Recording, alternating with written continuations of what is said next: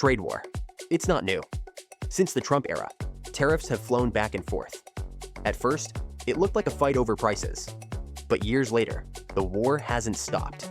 It's shifted to striking each other's real weak spots. Was it Trump who truly started this war? Or was it inevitable, even without him? The truth is, America's frustration had built up for years. Industries hollowed out, forced tech transfers, and a ballooning trade deficit. Trump was just the first to drag it all into the open, and he did it in the most aggressive way possible. Now, this war goes far beyond tariffs. The US is targeting China's chips and high-tech sector, while China hits back with rare earths and shipping costs, shaking the global supply chain.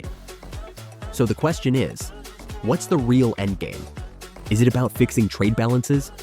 Or is it really a deeper fight over power and strategy? And with both the US and China facing their own domestic struggles, will either side truly win? Or are we heading toward mutual loss? Let's go back to around 2010. By then, America's trade deficit with China had already passed $270 billion, a staggering number. In simple terms, the US was buying way more from China than China was buying from the US. Why? It comes down to a structural problem. US labor costs were too high. To save money, companies moved their factories to China. That pulled in huge foreign investment and made China the core of the global supply chain, and with much of the upstream production locked there. For the US, this was a major concern. Their frustrations came down to 4 points. 1. The loss of manufacturing.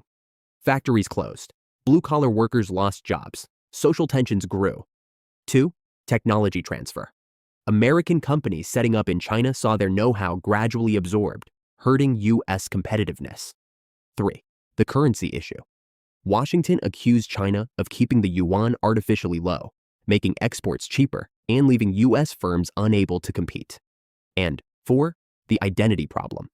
Even as the world's second-largest economy, China still claimed developing country status, enjoying WTO perks. To the U.S., that felt deeply unfair. After the background, let's look at how the U.S. responded. During the Obama years, with Biden as vice president, Washington already knew the trade deficit with China was growing fast. But the approach was soft. Obama relied on diplomacy and multilateral deals like the TPP, the Trans-Pacific Partnership. The goal was to bring Asia-Pacific allies together and balance China's influence indirectly. The result? It didn't work. The problem got worse.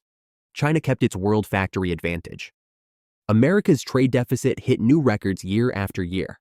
Public frustration grew. By then, this was no longer a problem that talks alone could fix. By the 2016 election, anger had boiled over. Blue-collar workers felt their jobs had gone to China. Their lives were getting harder. Then Trump arrived. He chose a completely different path. In 2018, the US launched sweeping tariffs on Chinese goods. The trade war had begun. And this wasn't just economic policy. It was a political signal. America would no longer play soft. It would fight head-on. Trump called himself the businessman president. To him, a trade deficit was like running a company at a loss. So tariffs became his first weapon. At the same time, he knew he held one big card: dollar dominance. Back then, the dollar's status was strong. US financial power was still unmatched. If America waited a few more years, that power could fade. Tariffs and sanctions wouldn't hit as hard. So why at that moment? Not because of some master plan. It was simply timing. Trump wanted to act, and the US still had leverage. That made the shock huge. In the end, it wasn't perfect calculation. It was more like, act while you still can. So, what's the real purpose behind America's trade war? First, cutting dependence on China. For decades, too much of the supply chain sat there, hollowing out America's industry. In key areas, high-tech, energy equipment, even military supplies, the US no longer has full control. After the Russia-Ukraine war, Washington realized its ammo production couldn't keep up. Advanced chips rely on TSMC in Taiwan. And rare earths?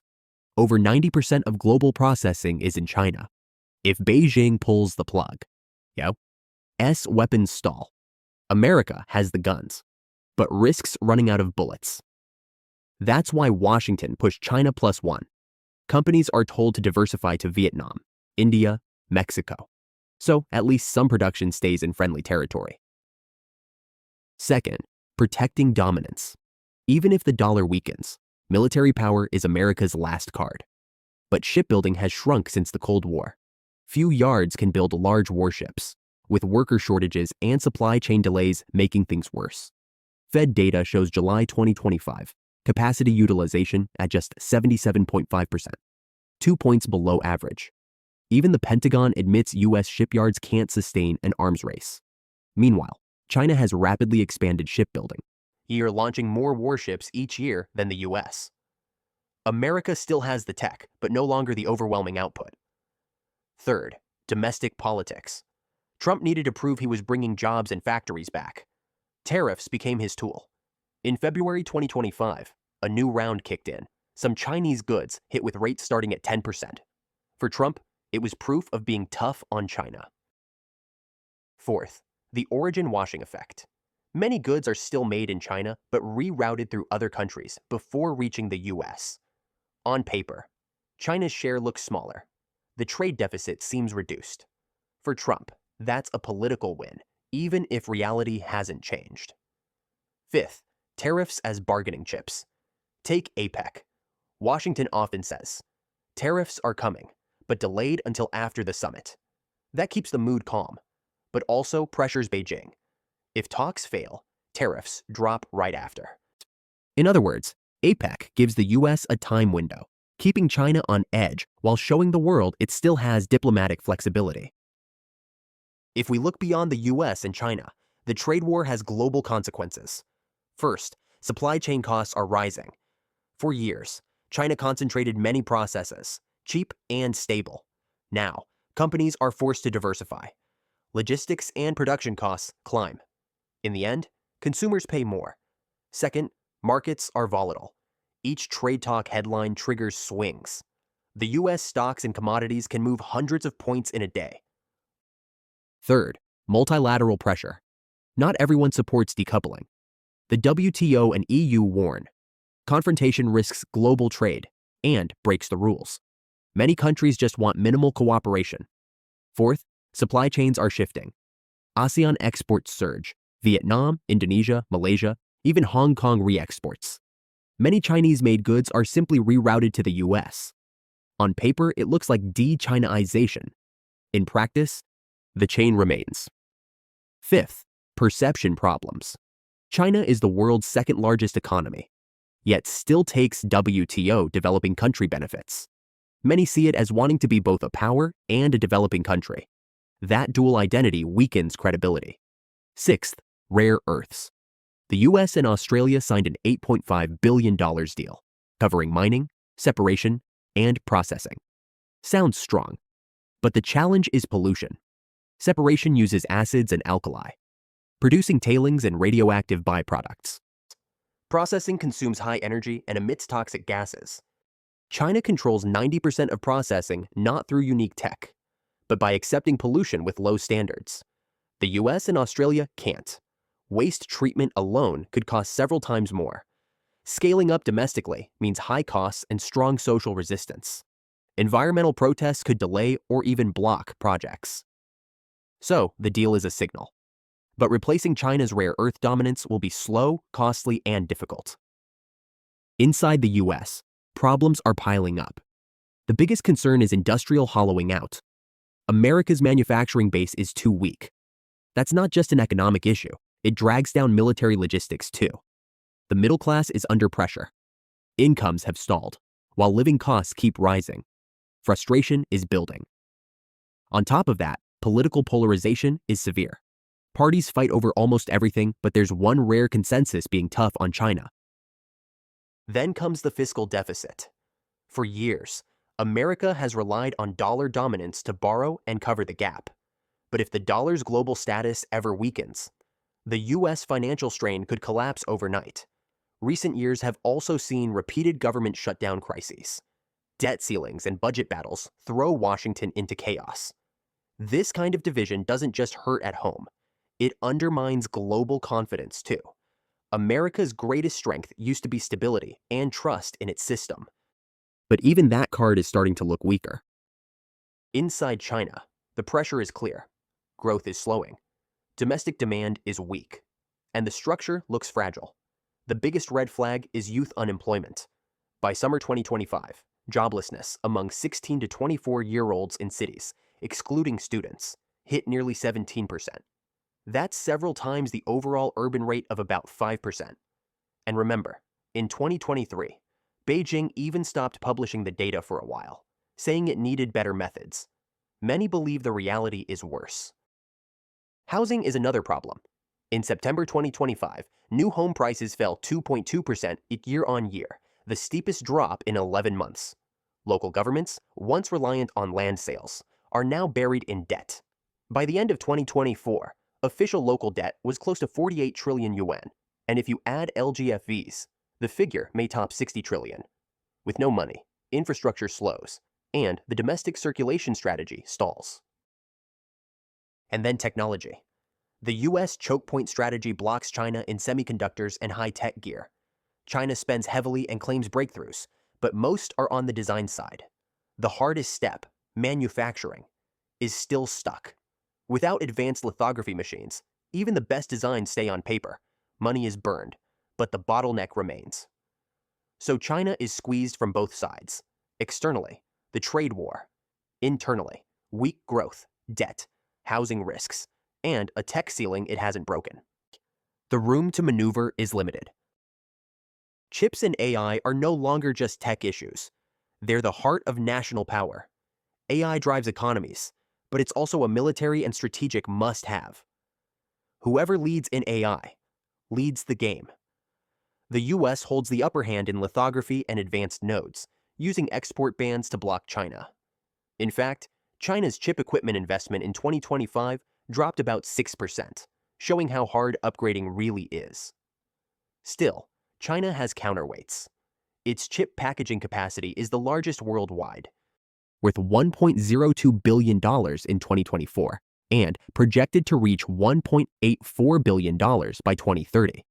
And rare earths, with over 90% of global processing in China, remain critical for chips and defense gear.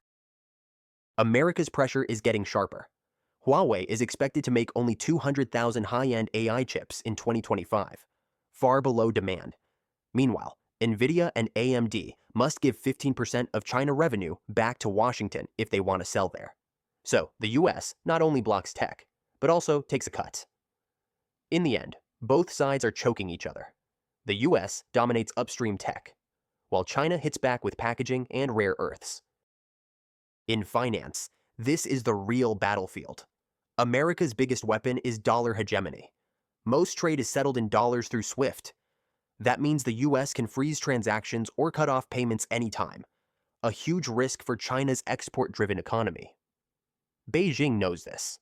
That's why it's been pushing RMB internationalization and the digital yuan for cross-border payments. In June 2025, the RMB made up 2.9% of global payments, after hitting 4.1% in April. Still far behind the dollar, but the direction is clear. At the same time, BRICS has been developing its own payment platform, independent of SWIFT, aiming to settle in local currencies or digital assets. That's a direct challenge to US dominance. Even Trump admitted it. He called BRICS a potential threat to the dollar. Because if that system grows, America's financial advantage could be seriously weakened. So today, it's not just about tariffs. It's about who controls payments, settlements, and currency power. The US holds the dollar and SWIFT. China counters with RMB, digital currency, and BRICS. By now, the US-China trade war and tech war have gone beyond just two countries. It's turning into a battle of blocs. The US side is backed by steady allies, the G7, EU, Japan, and South Korea. They share the same system and values. On supply chains and tech controls, they move in step. Japan and the Netherlands are especially key, holding the world's core lithography and semiconductor tools. When they act, America's blockade grows tighter. China takes the opposite path, focusing on the global south. In 2025, its trade with Southeast Asia kept rising. In the first 8 months alone, exports to ASEAN hit $69.4 billion, up 9.7% year-on-year. At the same time, supply chains kept shifting into the region, boosting ASEAN's share of exports to the US. That not only spreads China's risk, but also strengthens its regional influence. The BRICS bloc is also expanding. In January 2025, Indonesia officially joined. Add to that new members like Saudi Arabia and Argentina. And Beijing now leverages energy, finance, and infrastructure to widen its circle of partners. The result is clearer than ever. On one side, the US-led Western camp. On the other, China-led Global South. The world is sliding into a two-camp standoff. Looking ahead, the trade war won't just stay in traditional industries. It's shifting toward new industries and technology standards. China holds a clear edge in new energy and electric vehicles. Data shows that in the first 5 months of 2025, China's EV exports jumped about 19%. At the same time, domestic EV penetration also broke past 30%, showing Beijing's push to grab leadership in the next wave of industrial power. The US, meanwhile, plays to its strengths: AI, semiconductors, and defense. In 2025, America's semiconductor industry is seeing strong revenue growth, with companies pouring investment into new fabs. Its AI infrastructure is also expanding rapidly, making it a critical piece of future competition. In short, tomorrow's rivalry won't be about who produces more traditional goods. It's about who sets the standards in new industries and technologies. Whoever gets the first move gets the voice in the global supply chain of the next generation. This is no longer just about tariffs. The US-China rivalry has moved into systems, technology, finance, and industrial leadership. And here's the thing: there might not even be a clear winner, because both sides are so deeply intertwined. The harder they fight, the higher the chance it all ends in mutual damage. For us, the key takeaway is this: market volatility, supply chain reshuffling, and rising costs aren't short-term shocks. They're the new normal we'll have to live with. Businesses will feel it first, especially tech. In September 2025, the Shiller PE ratio hit over 40, the highest since the 2000 dot-com bubble. Nearly half of S&P 500 companies, with a combined $20 trillion market cap, are highly exposed to AI risks. If tensions rise, a bubble burst could come fast.